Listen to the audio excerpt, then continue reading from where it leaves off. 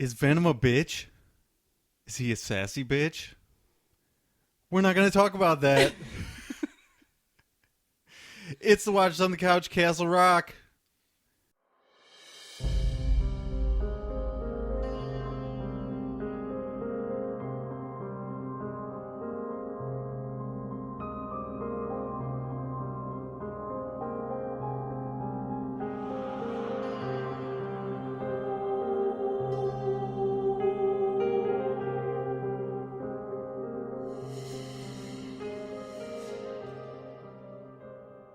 Welcome to the wrap-up show of Castle Rock. It has been long delayed because Debbie and I are both busy. I'm here with my co-host for the entirety of last season or whatever it was, first season, Mrs. Debbie. How are you doing? I am great. How are you? I am also great. I'm off of work now. I just ate a donut, so I feel pretty good about life. Awesome. Yeah. I did ruin my shirt today at work, though. That sucks. Did I mention that? Yeah, something blue. No. Right? Or no? No, it was some kind of either red paint or red glue. It's not blue. And the shirt is blue. The shirt is blue. I did not do a good job of cleaning it up, but we're not going to talk about that either. We have a lot to cover. As a preface for the conversation we're about to have, wanted to say that first of all, let's note the response on the Facebook group. Mm-hmm. Majority of people were not very pleased with the finale. No. Since we were not able to really talk about that while we were recording the finale. It had happened the day before, so not a ton of response on there before. I think their opinion's totally different from ours. Like, oh yeah, we weren't necessarily 100% satisfied with not getting all the answers we wanted, but we also didn't like shit all over. No, shit all over it. Yeah, and that's just I don't know. I think that's just how TV or art is. It's like it's very polarizing. Yeah, exactly. Like, especially if it's good. Yeah. Or bad. And I didn't have an issue with the show. I just had an issue with how they wrote out that final scene. Yeah. I didn't like the way it went. Yeah. And the final scene was like a couple of minutes long. So when you compare that to an hour and such of how long the finale was, you know what I mean? Like, yeah. Mostly okay with everything that happened. It was a weird wrap up for sure. And I haven't watched it again, but I've thought about it a lot in the month or whatever it's been since we last got together. There's already cat noises happening. I am just... Venom's being nice and polite. He's watching the other one. He only does this shit either at night, at 3 a.m., or when we're podcasting. Yeah, well... He sleeps on the couch behind me. Kinsley we're talking about. Yes. Yeah. So anyway, yeah, I we contemplated doing this episode just based on what people thought about it and addressing the points, and decided that's maybe not the best way to go, because then it's just us defending the show, and that's not really that fun to listen to. No, I mean, that's fine. We should defend it because we liked it, but at the same time, you don't need an hour of us going off bullet points telling you why you're wrong. Yeah, exactly. And I'm not. Yeah, that doesn't sound fun to me. So, our favorite producer and writer on the show, Mr. Marc Bernardin, he does a podcast with Kevin Smith. Kevin Smith was out of town. I think he's a director on Supergirl for some episodes. So while he's out of town doing that, Mark did a full episode where he brought on a critic of some kind of thing. She's from Screen Junkies. Yeah, so she basically just fielded a bunch of questions from the audience and then asked her a bunch of her own questions. Mm-hmm. She took heavy notes. Yeah, and it was about 2 hours long, and an hour and a half of that was covering Castle Rock, top to bottom, and it just runs the gamut. So we're going to go through all the points, because he actually answered questions. Yeah. Which the show really didn't on a lot of this stuff. So No, and I think he's able to answer questions because he's not doing season 2. yeah, So he's free of spoilers. He's not beholden Yeah, to... he doesn't have to worry about saying something Yeah. because he's not a part of this new writing process. Right. And, I think he does make a point to, like, not necessarily ruin anything that they were planning or had talked about. Right. But he's not involved in it, so he doesn't even know if they're going to do that stuff that they talked about. Yeah, because it can change So, by time. Traditional format of the show, we cover a little bit of Stephen King news, so let's do that first. Okay. Sissy Spacek was on WTF with Marc Maron, and they kind of just went through her career. But she mentioned something interesting about Carrie, which was that in preparation for her character, she checked out these biblical drawings by people that are interested in biblical art will know who this is, but I had no idea, so I had to kind of Google it. But Gustav Doros is a Gustav. yeah, gosh, we love Gustav. He made these engravings and etchings that have traditionally been paired with the Bible over several years. I don't know exactly what era he was from, but a while ago. Yeah, but they were the inspiration for her character, and she would start and begin scenes like these drawings. Oh, weird. So I just thought that was a really creepy and weird. Did you Google some of what the drawings looked like? Yeah, and could you see? I mean, they're just weird, they're very dark interpretations of stuff that happens in the Bible, and which I am not knowledgeable in whatsoever. So people go and look up Gustav Doros. Maybe I'll throw some up on the Facebook group so people can see what we're talking about. Yeah. But so then Stephen King's dog turned 4 last week. Oh, happy birthday! Beautiful, beautiful dog that destroys a lot of things apparently. Sounds like somebody else we know. Yeah, exactly. And Kinsley's still making noise. Elevation, the new Stephen King novel, is released October 30th. So that's coming up quick. Might be out by the time this posts. I don't know. It looks cool. I don't really know what the story is in that, but I know I read the synopsis because I bought the audiobook. But I don't. So it will be the print form of that will be coming out October 30th. The Pet Sematary trailer dropped. Oh. At least the first one. I actually saw it on the big screen before Halloween this past weekend. Oh, nice. Church is so cute. I'm kind of conflicted on it because I like the first one as bad as some of the acting is in it. I like it a lot, so...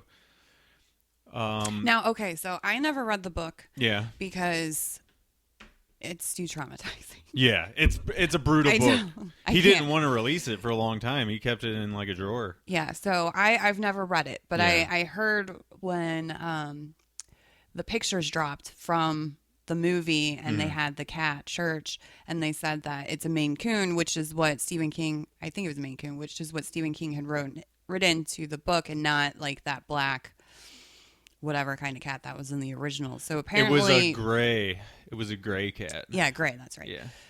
But yeah, so apparently they're picking details like better that were actually in the book. If that's the case, I'm definitely I'm going to see it regardless, but what's the neighbor's name? Can't remember his name off the top of my head, but he that actor is John Lithgow. Yeah, John Lithgow playing that character. He's not doing that redneck Maine accent. No.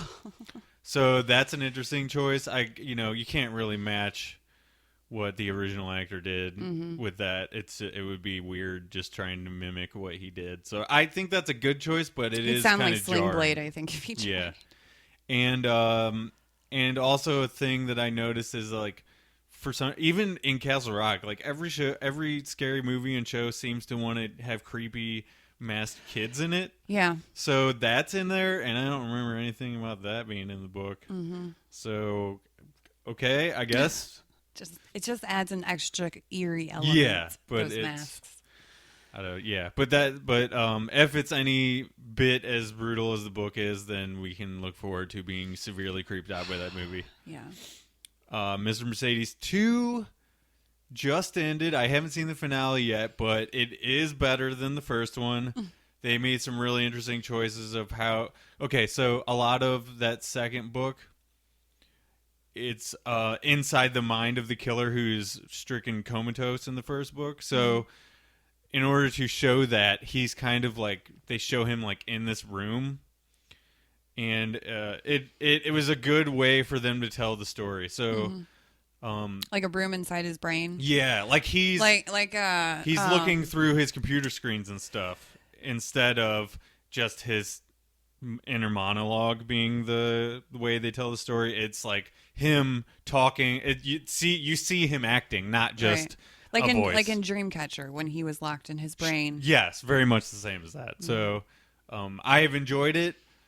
I watched episode 9 or wait. It was either episode 8 or episode 9 with my mom, and that was an interesting experience because there's a very creepy... Has she watched any of the show? Yes, she loves the show, but there's some very creepy mom-kid love. Oh. Yeah, so I was like, it's getting a little awkward. This is weird. Anyway, good show. Definitely worth checking out season 2.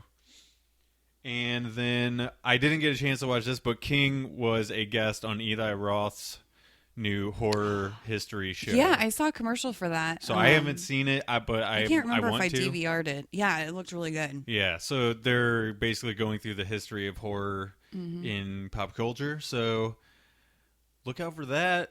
And that's all I got for news, unless you have anything to throw in here that you've seen. No, I don't think so. Well, let's get to it since we have a lot to cover. Like I said, we're going to cover a bunch of stuff from the Fat Man Beyond podcast, and it is called Black Man Beyond is the title of the podcast. If you want to go and check that out before this, but it kind of would be moot because we're going to cover everything they're about to talk about. Yeah, so we're telling you about it so you don't have to watch it. And he actually did a small Instagram Q&A before that came out, and he said this. Somebody asked him, would any Dark Tower stories work as a TV show? And he said there are companies who would like them to. Oh. So that's not really a straight answer, but of course. But it's not a no. Yeah, but I mean, obviously they want to make that work. The movie, if you ask me, was pure fucking dog shit. But they could make some of those stories work because they're spread out over a arcing kind of storyline with lots of different elements that weren't covered in the movie anyway. So right, you need more of a platform to get that story across, not just 2 hours. Yeah, I mean, Jesus, they tried to compact so much into one thing, and for me, it didn't work. No, because the problem with that is when they try to. Did you guys watch it? Yeah. Okay. But I've never read the books, so to me, you don't have any context, right? But I understand it because I do read a lot of books that become movies or TV shows, and the problem with the movies is that, especially if it's a series, is they take the main concept of like the first book, and then they pick and choose things from the other books, right. And when it's in that like specific time for that book, like you can't just have like other things happening because that doesn't happen yet, right? So as a fan of the book, you're like, well, that's not how it's supposed to fucking go, and then you're pissed off the entire movie. Yeah. So I understand the frustration. I didn't have it because I haven't read them. Yeah, and as a fan, I was just like, the whole time in theater, I'm like, Yeah, because you're thinking that whole time, this isn't how it goes. This isn't how it should be. Because if you're going to do a movie and it's a series, then just do the first book. Yeah. Just stay with that first book.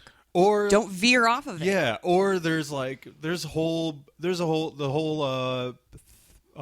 fourth book is a flashback to a child story. Pick from that. Yeah. Like started with the beginning of the timeline. Yeah.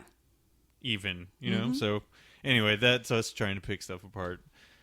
So the entire beginning of the podcast was just telling the story of how he got the job. We're not really going to cover that. It's kind of interesting, but it's really just a sort of like business story of like how he got hired, Right. really. So we're not really going to cover that. We're going to talk about the show. Yes. Okay, so I guess follow along in your notes, and if I miss anything that you thought was interesting, stop me and say your thing. Mm-hmm. Okay, so first subject was the kid. And also, he's being interviewed by Roth Cornett, which, how awesome of a first name is Roth. Yeah, that's that like is good. she was rocking that name. So yeah, he brought a critic on, and they kind of back and forth, and she fields some questions, and that's kind of what makes the body of the podcast. But, and they're in a bar, right, in front of a bunch of people who are also interested in the show. So yeah. Okay, so on the subject of the kid, the writers talked about him being the devil, or a demon, or Leland Gaunt from Needful Things, or just a splinter in the universe. And they said as they wrote, he became a more esoteric version of this, where it's hard to say whether or not he is any of these things. But death is, clearly following him wherever he goes. And Castle Rock becomes the center of all of this death. You know what I mean? Yeah, well, and he says that the kid's not the devil. Yeah. He's not evil. It's just the legend of the kid follows him around. Right. And he like you said, Earth cannot contain itself when he's there, Right. so bad shit happens. So correct in saying he's esoteric. He's more of like all of these things, sort of. Because he's not supposed to be there. Right. So, and that is another thing that he nails down. And that's a check mark in my box. Yeah, being right. But we also should preface this by saying, like, this is his interpretation, what he thinks. Well, yeah, but because he's saying this storyline is done, Right. That's what it should be, Right. unless they go back and rewrite things. So, so there's a lot of stuff, so we can't spend too much time on each little thing. But we're just gonna roll through these and spend a little bit of time on each. Yeah. On the subject of the kid visiting the party, and where he gets on the roof of that house, which we were definitely kind of perplexed by. The murder house. Yeah. He said this takes place in the present timeline and is not a flashback at all. It's just because he's there, so they just start murdering each other. Which we thought, or at least one of my theories was that it is a flashback, and he's viewing something that previously happened in that house. Yeah, no, instead it was him being there causing that. He's just like broke in. Yeah, and we actually thought that that might be him as a kid or something, Right. So all of that wrong. Yeah, he just shows up and they start murdering each other. So, listeners out there, we're getting answers that we did not get. So this is gonna be real. I think this is gonna be an interesting show for people to listen to. Let's see. Ruth, on the subject of Ruth, she's the only character who, quote unquote, time travels in the story. But it's really her dementia. But if anybody is time traveling, it's her. So the kid is not time traveling. Right. So I was wrong on this because I was really hoping she was like bouncing back and forth and doing shit. She's just a normal person with dementia. And I'm glad that it's simpler than what we thought. Yeah, because but I was really it would hoping, really overcomplicate. I was like hoping that Ruth was alive still somehow. Yeah, unfortunately not. So then another thing about Ruth is her seeing things new in the Queen. It's only because she's off her meds that she's seeing things differently. She isn't able to change the past, but just see it in a new way. Right. So she is not some kind of Time Lord. Not a reliable source. No, but she's not. She's not like a Doctor Who like Time Lord, where she's able to switch stuff around now or anything like that. She's just off her meds, and now she's able to see things for not even necessarily how they really are, but just differently than she did before. So I thought that was kind of interesting. And it's crazy because as he goes through these things, I'm like, I did not expect to ever find out about this stuff. Yeah, and I mean, I guess because the kid's hanging out there, that is when Ruth shoots Alan. That's the crazy side effect he has on him being at their house. Yeah, right. Let's see. So when they were writing, they only had the rights to about 10 King stories in all, which I thought was pretty interesting. Like they had to pick from these very specific titles. Yeah. Which the ones that they reference and not just like barely touch on, but like definitely reference are the ones. So like Evil Things, that kind of stuff. The characters that are pulled are directly from those ones that they had the rights to. Right. Okay, so question. Is the kids' parallel universe story real? They took a poll in the bar, and less of the least amount of people in the bar thought that it was real. And guess what? And Mark believes that the kid, because it gives firm ground to tell the rest of the story. Yeah, so you got to believe it. Yeah. So again, I was right. Okay, I'll give you that. And that was a source of argument on the board too. It was like, you're wrong about that, Chris. I'm like, okay, I mean, you're probably right. I am, but it had to be true. Yeah, because unless, I mean, if it isn't, then it kind of like makes the rest of the story sort of see through. Right. You know what I mean? Like, there's not, like you said, not really firm ground to tell the rest. So,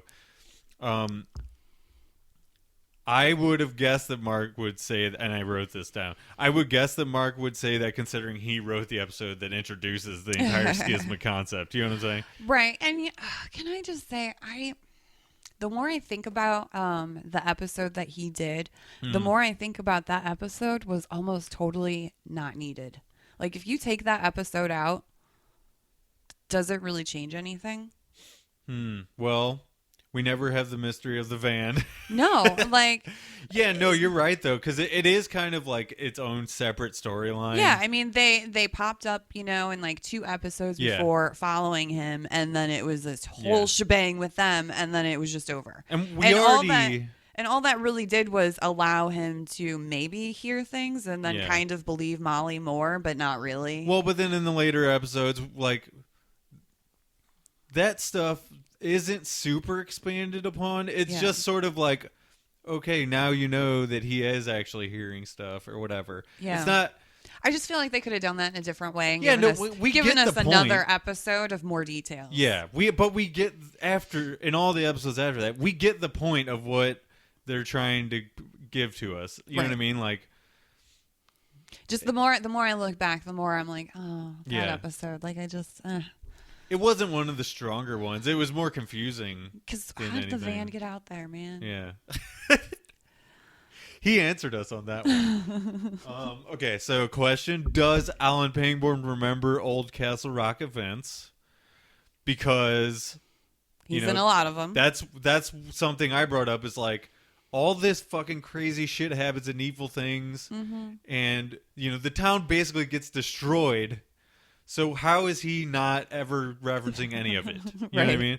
So his answer was PTSD. He's blocking a lot of things. Yeah, he like chooses to forget that he saw the devil, which major spoilers for Evil Things, and some insanity at the end of that whole story.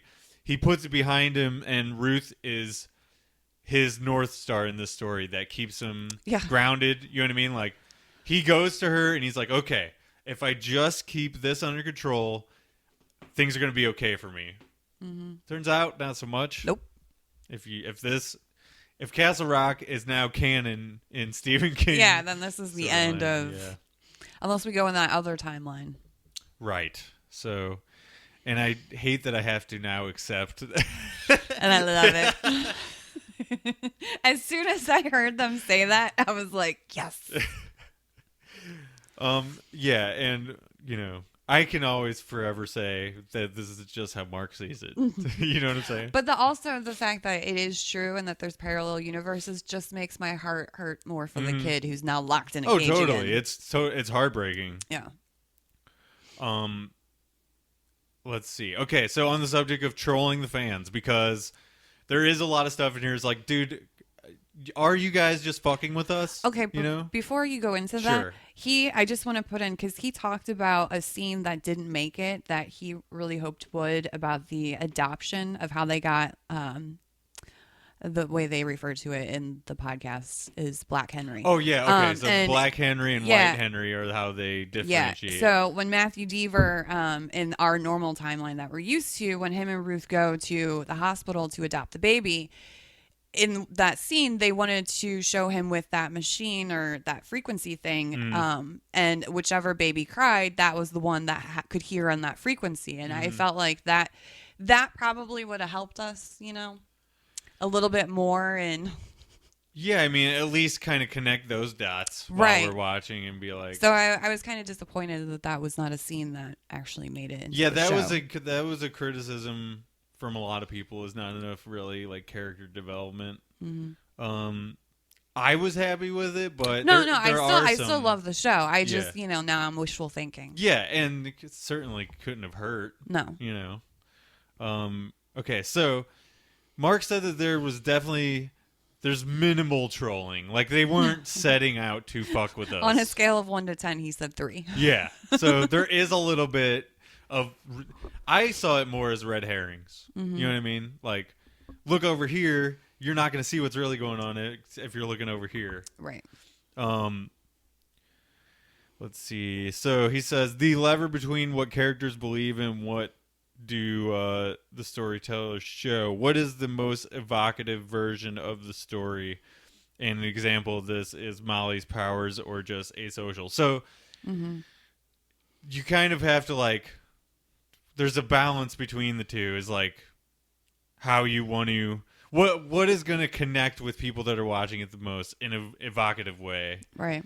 And I thought it was interesting. They said he said she doesn't have the shining, but close to it. Right. And everybody was like, well, what the fuck does that mean? Yeah, I mean, she does kind of ride the line the whole time. So, and that it just keeps you guessing. So that's kind of the thing. What he was saying is like, we weren't fucking with you. It's just. It's in between. A mystery. Yeah. So, okay. On the subject of, and I'm just gonna keep saying that a lot, I guess.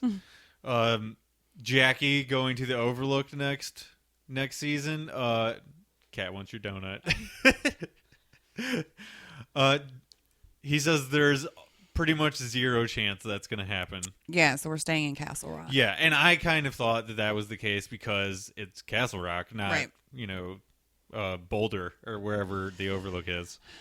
I think the actual hotel's in Boulder, yeah. Yeah, but I mean, I love the character of Jackie. I think he said like it's possible she'll show up again, but I don't think we're gonna spend a whole season there. No, that would just be The Shining. Yeah, she'll probably be a side character. Yeah. And before you forget, they said that 27 years in the cage is what turned the kid into a monster. He wasn't a monster. Right. So, I just want to, because that was another point of contention with us. Oh, totally, yeah. I mean, and really that's just like a theory that I had. They never concretely said that, you know. But there is a lot of things that could lead you that way. I was just always hoping for the best for him. Yeah, he says the 27 years of time passage that White Henry and Black Henry are in the other world is real. So and won't be visited again. Right. So that's I mean, he is laying down that gauntlet and saying like that is for sure what we meant. Yeah. So I dig that. Even if I disagreed with it upon first watch, I like getting answers like that. So, okay. So, talking about JJ's involvement a little bit, he said that JJ is the one who gets the big names of people on the phone. You know, when they were theorizing what kind of actors could be on the show, and they're like, it would be cool if we got Sissy Spacek because she was in Carrie, and she's an actress who's still out there doing it. Maybe we should ask JJ to get her, you know? So anybody big that they wanted, they're like, hey, JJ. And I like how it just sounds like he's just got everybody's phone number and his cell phone. He probably does. Yeah, he's got a Rolodex. Yeah, I'm sure, or at least he has, like, their agents. Yeah. You know? And he was never hands-on with the show, though. He was just sort of, like, on the periphery. I mean, it makes sense. Yeah, it's just... they ran stuff by him, and he's like, oh, no, that sounds good. Yeah. Go for it, you know? Very vague, general sense, you know. It's not Star Trek that he's doing. Let's see. So, the difference between a Bad Robot story and Stephen King's story, the Bad Robot mystery aspect. I love this. Yeah. And Stephen King, there's like no mystery behind it. He just tells you what it is. The fucking title says what it is, you know? Which was like Cujo. And Carrie. Yeah, it's like that's the subject of the story. There is no mystery. Yeah. The Shining. The Shining, right? It. It, exactly. And then I love when he said, it. And what is it? It's a fucking clown spider. Yeah. You find that out on page 5. Yeah, and they said Hulu wanted clarity and connective tissue, so they found a happy medium between Stephen King's and Hulu's version of telling stuff. Stephen King's, well, here's all your information. Now, what are you going to do with it? And right. Hulu's, well, let's not give them everything. Right.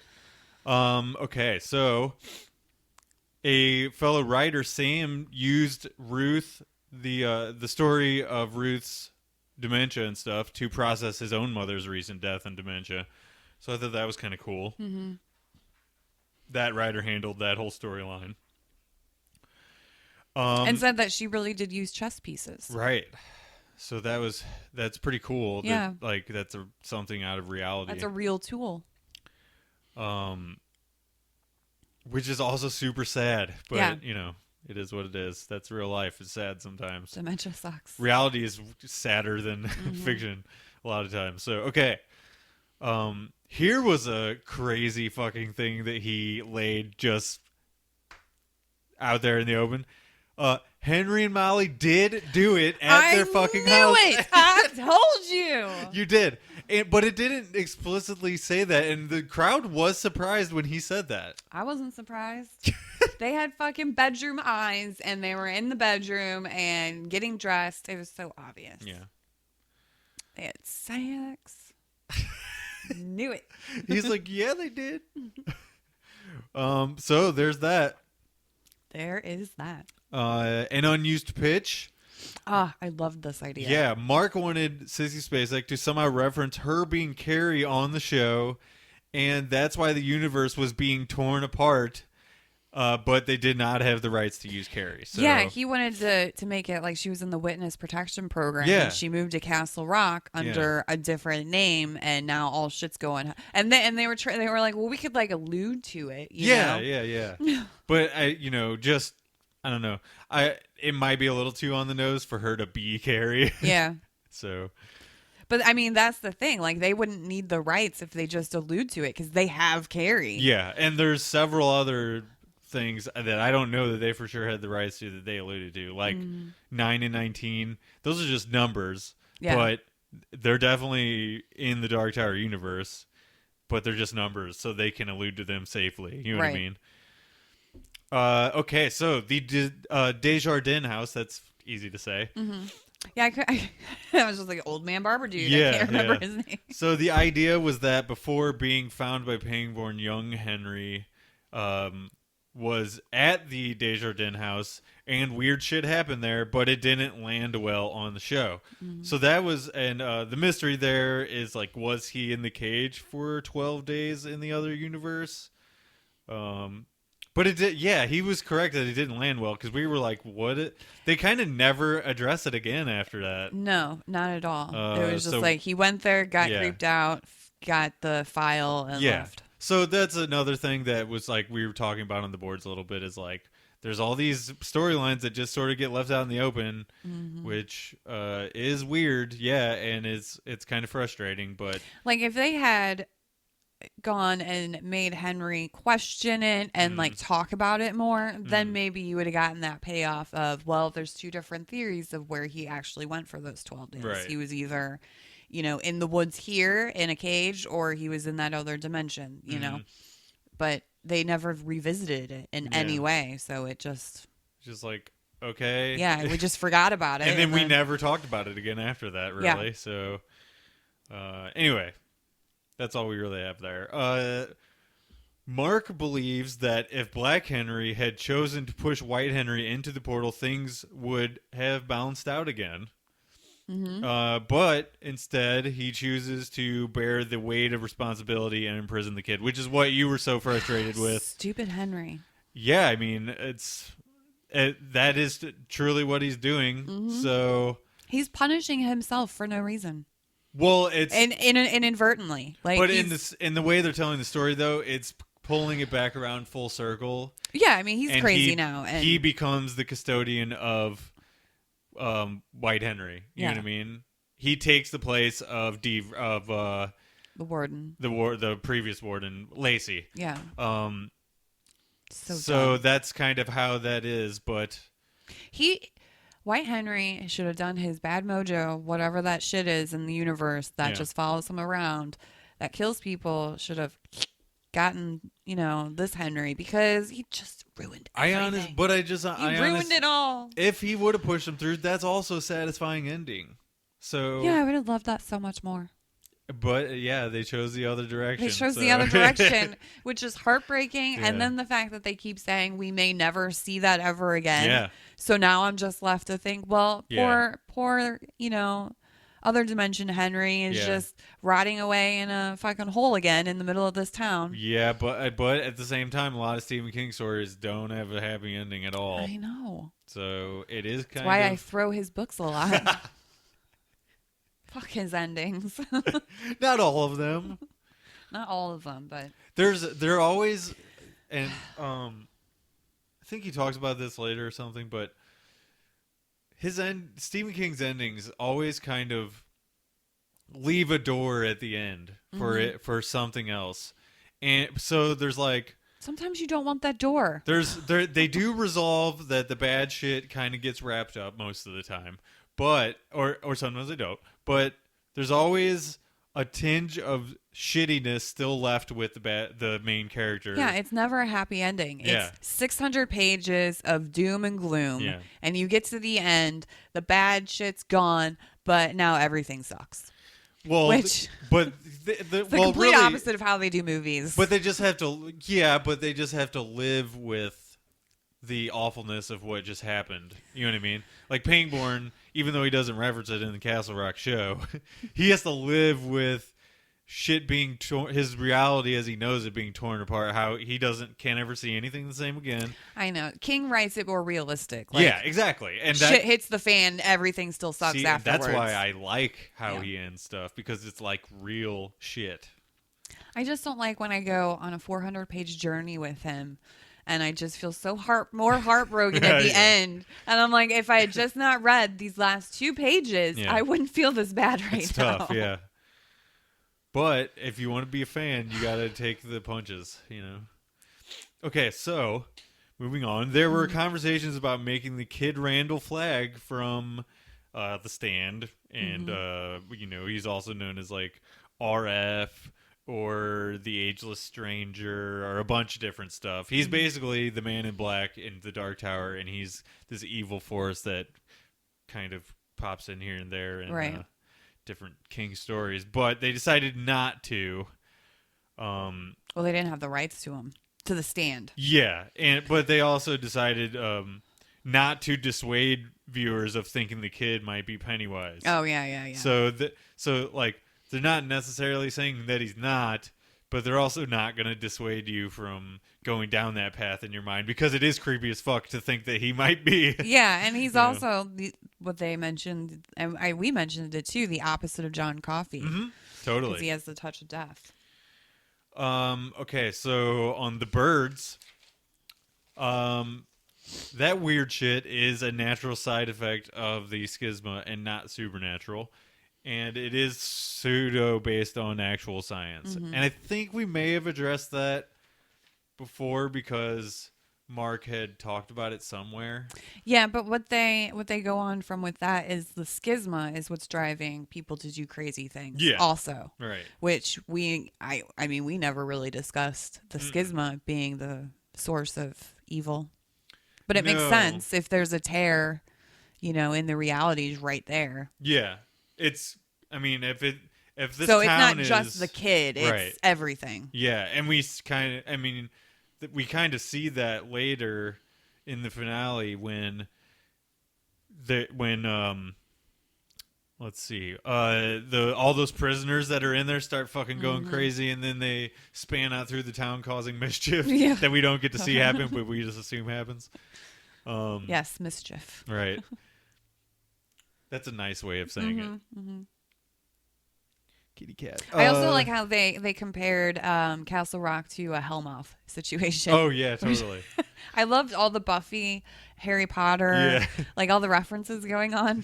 Yeah, it's a total nerd group audience for that show. So on the subject of Henry having supernatural abilities, Mark says he has absolutely none. And that Molly is the closest to having that. Yeah.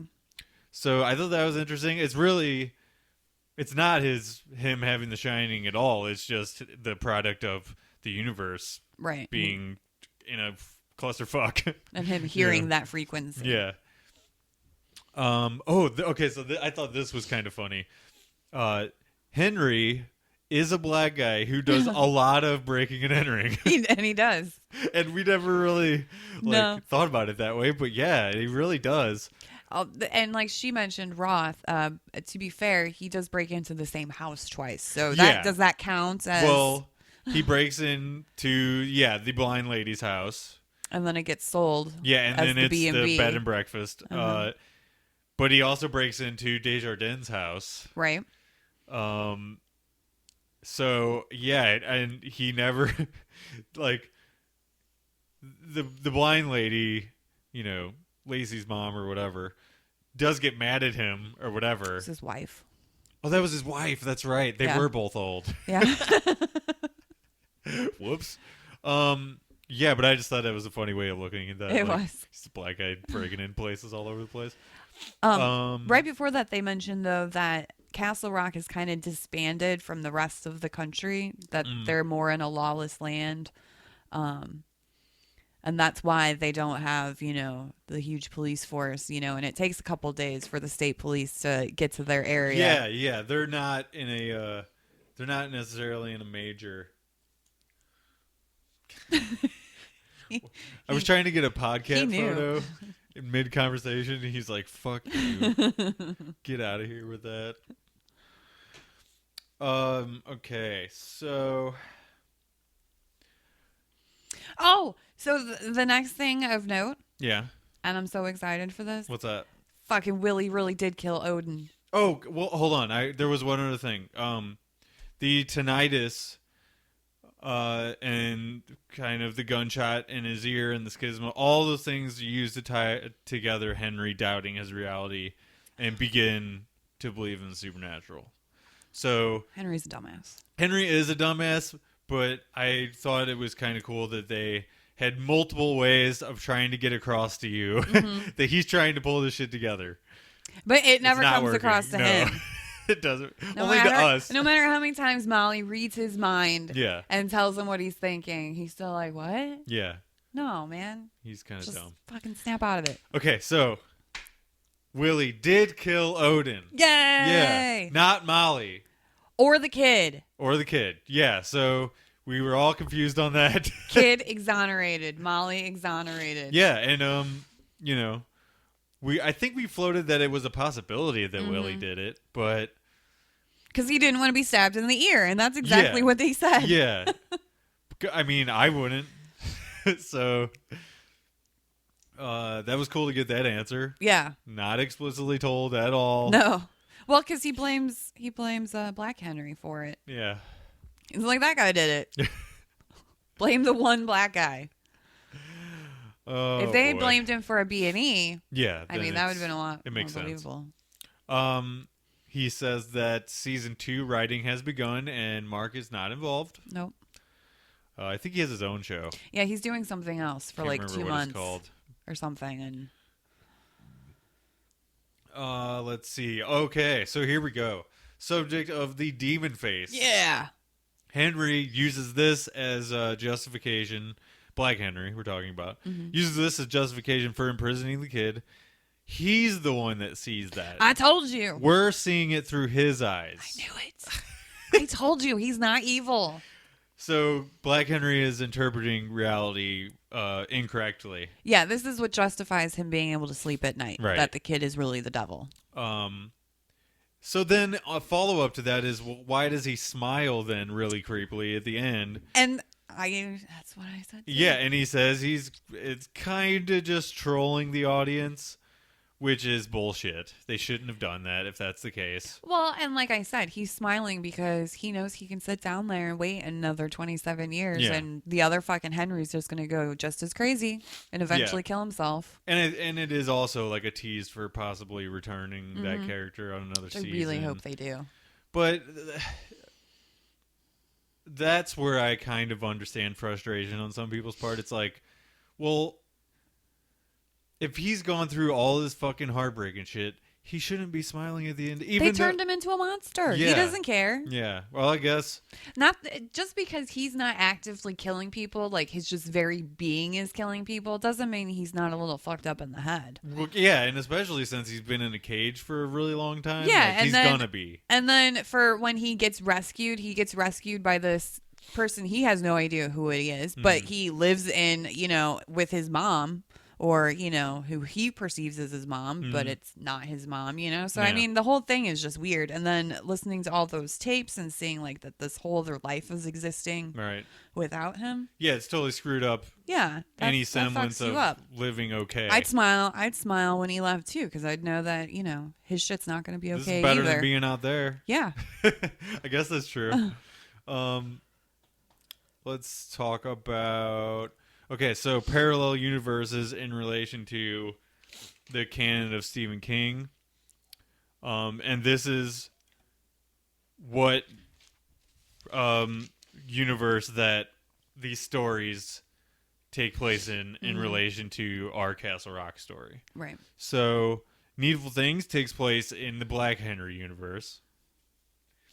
Cujo takes place in the Black Henry universe. Mm-hmm.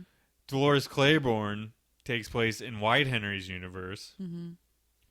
The Body, a.k.a. Stand By Me, takes place in Black Henry's universe. Mm-hmm. And there's no real answers or discussion on the subject, really. They're just sort of throw those out there. Right. Let's see. Another interesting bit is that they tried to get Martin Sheen to reprise his role in this show from the Dead Zone. Mm-hmm. I would have shit my pants if that happened. Right. I love that movie so much. It's totally underrated as far as Stephen King stuff goes. People don't talk about it enough. I never watched the TV show at all. I know that it had the grown-up kid from The Breakfast Club. Mm-hmm. The nerdy kid from that show. Mm-hmm.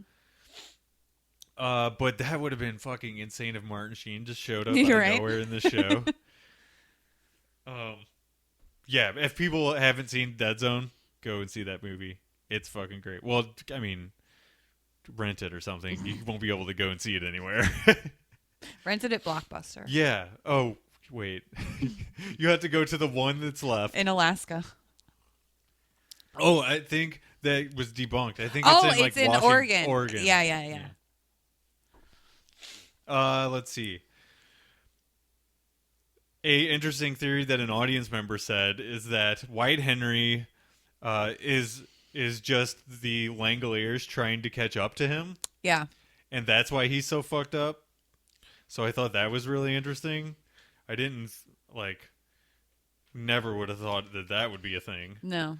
And that is kind of all the notes I wrote down for too. it. That's all you got too? The last thing I have is Langoliers are coming to get him. So, okay. All of that stuff super interesting. I hope you guys out there listening I looked at the mic like they're in there. Hello, people. Enjoyed those answers, but we're not finished yet. I have one more thing that I thought was super fucking cool that I found that came up on YouTube after the show finally wrapped. Mm-hmm. These are Easter eggs. I don't know why that was so hard to say. These are Easter eggs that we never mentioned. Oh, awesome. And there's a fucking lot of them. Okay. So, in the credits, there's a page from the Green Mile that is in the credits. On the last episode of which one? All of them? No, or? in the opening credits. Like, Oh, there's okay. a bunch of yeah. stuff flying at you, and we never really nailed down what all that stuff was. So, yeah, because I mean, I know it said like Derry, Maine, because it as a newspaper clipping. Yep. There's let's see. There's a page from The Shining in the opening credits. It says all work and no play, that kind of stuff. Misery's Return. Wait, let's see. Oh, so within the book Misery, there is a novel entitled Misery's Return. Mm-hmm. That novel, a page from that is in the credits. Wow. Which is like super deep. So let's see. From the Needful Things novel, there is a page from that in there. In the credits, Derry is circled, like you said. There are several cities on a map that all connect to different cities mentioned throughout Stephen King lore. Let's see. The Strangler from the Dead Zone used to live in Molly's house on the show. I thought we knew that because she mentions that a strangler used to live here or something. Yeah. Or when she's selling the B&B, she says a strangler used to live in my house. Oh, okay. Yeah, you're right. I just don't know if we mentioned that was an Easter egg or not, but maybe I don't remember. Yeah. Let's see. Okay, so the Nazi in the prison that White Henry has his way with, he was reading Lord of the Flies, which Castle Rock, the title is directly taken from Lord of the Flies. Oh, okay. Let's see. So the smiley from like the yellow smiley face that is in Mr. Mercedes and that Randall Flagg wears on his lapel in The Stand. That is in the show. I don't know. Well, he put smiley faces on all the monitors. That's what it was. Okay. I was like trying to rack my brain off the top of my head because most of these I wrote like what it connected to. But yeah, the smileys on the computers.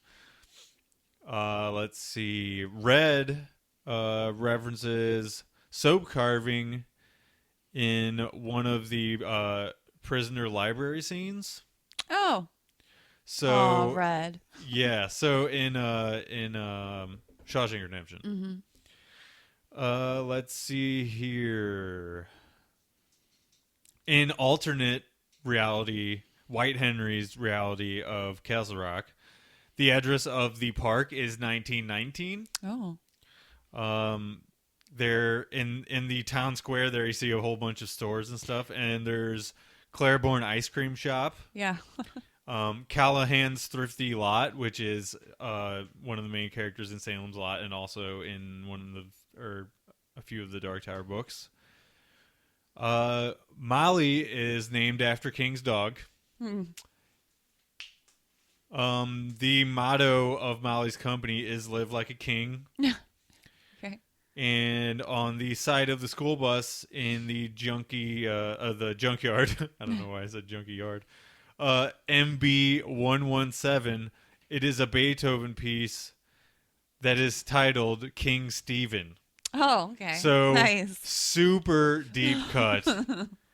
And I think that's and Marc Bernardin was acting like, oh, we don't do that many Easter eggs. We don't really think about it that much. All that's over very the deep. place. It's very deep.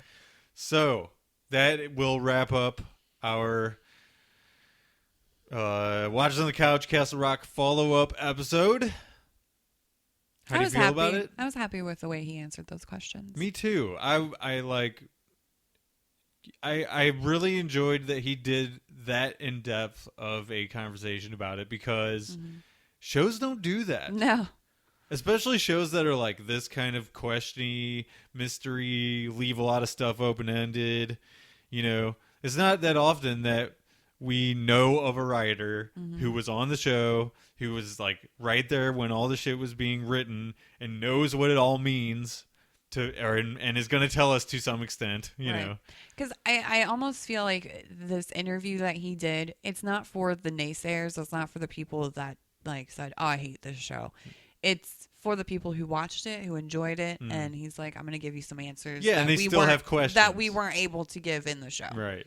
Yeah. For whatever reason, whether it be they didn't want to, or that they weren't able to, or they had, 10 episodes when they thought they were going to have 15 or something like that. Right.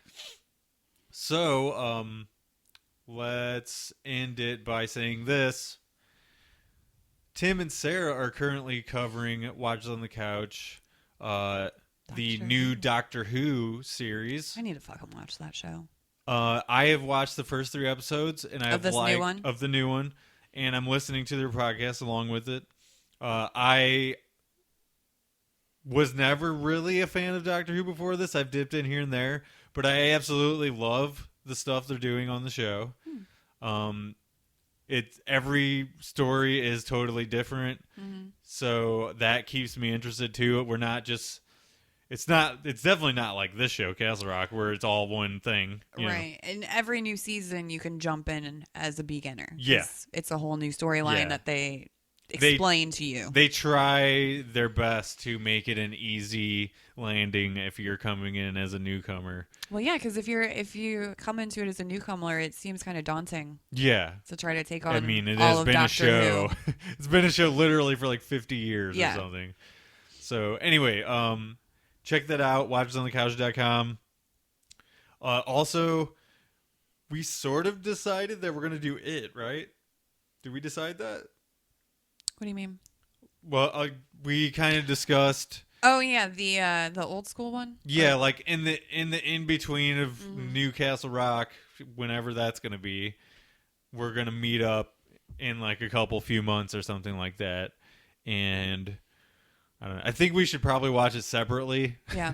But the original, right? Yeah. Okay. Yeah. I think it's in 2 parts, right? Something like that. Yeah, but it's only on 1 DVD now. Yeah. So it's probably like, what do you think? Like 2.5 hours or something like that?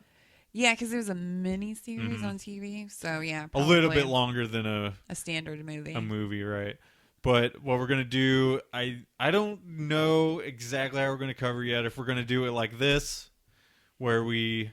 like this show where we cover it beat by beat, or if we're just going to watch it and talk about it. Well, let's watch and talk about it. I think that's probably a better idea. My greatest phobia ever and obsession came from that movie that I still live with today. I absolutely was freaked out by that movie when I was a kid, so it's a good one to watch. And who doesn't love Tim Curry? Exactly. It's just a no-brainer. So... until next time you hear from us, see you then. Goodbye, everyone. Bye. Bye. Bye. Bye. Bye. Bye. Bye.